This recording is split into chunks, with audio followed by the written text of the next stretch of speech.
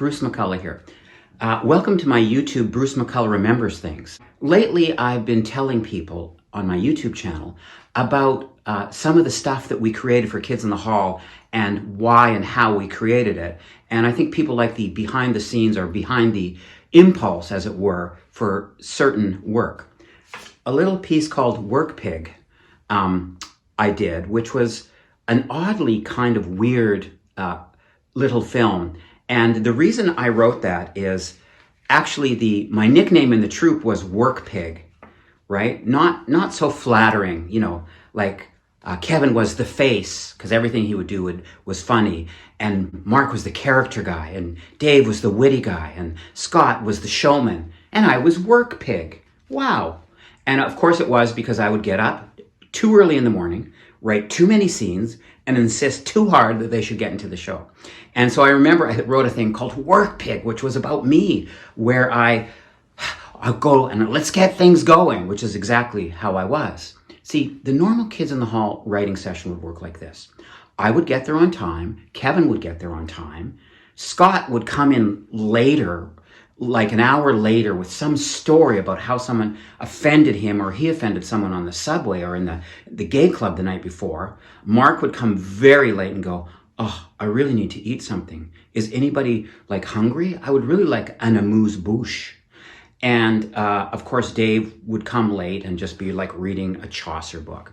And so I would always go, "Can we start the meeting, please?"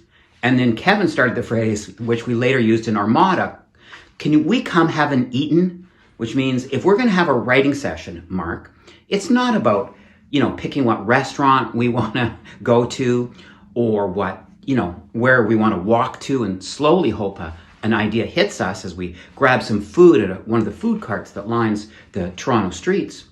And so I would say, "Could we just come have an eaten?" And that I got the phrase Work Pig.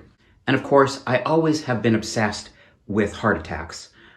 As you may or may not know, my own mother had a heart attack on my 18th birthday. And I'll tell you why she had a heart attack on my 18th birthday.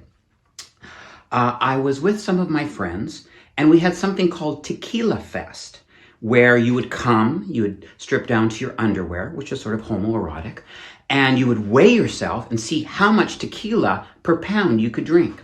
Well, me and my male friends, Callum Keith Rennie, actor who you may know, was one of them, and Brian Connolly and Reed Diamond from Shadowy Men on a Shadowy Planet, we all came and we stripped down to our underwear, weighed ourselves, and then started drinking tequila. Well, sometime later, my mom came home.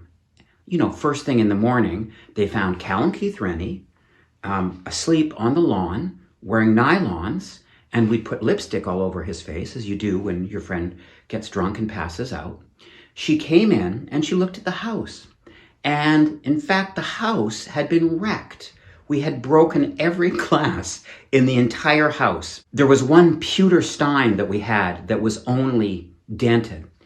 My mom looked at that, looked at the carnage of the house, which smelled, of course, like tequila and some other things, and teetered out and had a heart attack. So since then, I've been obsessed with heart attacks. So that's why in Work Pig, I like the notion of going into my own chest, pulling out my heart, and the arrogant idea of telling it to get back to work. Bruce McCulloch out.